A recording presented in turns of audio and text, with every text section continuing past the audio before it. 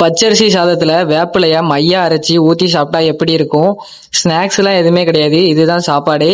அப்படி சாப்பிட்டா என்ன ஆகும்னு இந்த வீடியோல பாருங்க.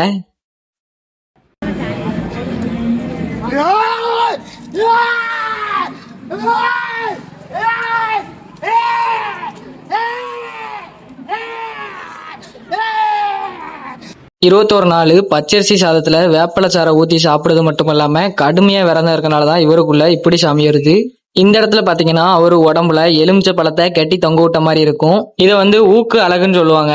ஊக்கு மாதிரி இருக்கும். அதை அவங்க உடம்புல குத்தி எலுமிச்சங்கனிய தொங்க விடுவாங்க. இதுல அவங்க அசையும் போது அவங்க எலுமிச்சை பழமும் அசைஞ்சு உடம்புலாம் குத்தி கிழிச்சிரும், பயங்கரமா வலிக்கும் அப்படின்னு சொல்றாங்க. இதோட மட்டும் இல்லாம அவங்க நாக்குலையும் அழகு குத்துறாரு. குலசை முத்தாரம்மன் கோயில ஆடி கொடையில இதெல்லாம் பண்ணியிருந்தாலும் இவரு தசராக்கு இன்னும் கடுமையா விரதம் இருப்பாரு. அதிகபட்சம் 121 நாள் அந்த பச்சரிசி சாதத்துல வேப்பலச்சாரை கறந்து சாப்பிட்டுக்கிட்டு வந்திருக்காரு. ரொம்ப கடுமையா விரதம் இருப்பாரு. நிறைய பேர் கோயிலுக்கு மாலை போட்டுட்டு பீடி சிகரெட்டு சாராயம் இந்த மாதிரி தப்பான விஷயம் நிறைய பேர் பண்றாங்க. அந்த மாதிரி இருக்கிறவங்களுக்கு லைஃப்ல எந்த முன்னேற்றமும் இருக்காது. அவங்க எல்லாம் என்ன பார்த்து திருந்தணும், என்னோட விரத முறையை பார்த்து கொஞ்சமாவது மாறணும் அப்படிங்கிற ரீசன்னாலதான் அந்த வீடியோவை நான் உங்களுக்கு ஷேர் பண்ணியிருக்கிறேன். கோவில்பட்டியில இருந்து இந்த அண்ணன் நம்மகிட்ட சொல்லியிருந்தாரு.